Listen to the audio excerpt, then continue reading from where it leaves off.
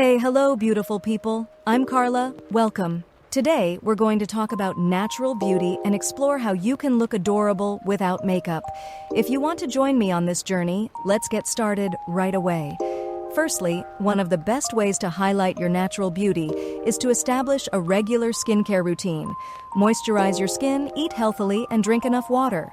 You'll notice that true beauty comes from a healthy lifestyle. Smiling can be your most beautiful makeup-free accessory.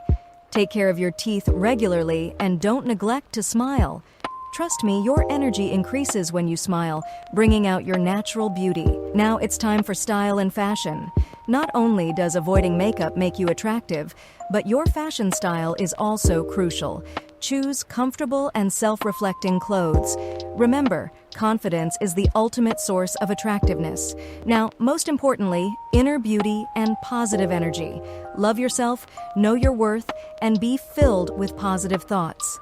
Inner beauty radiates from within and illuminates those around you. All right, that's it.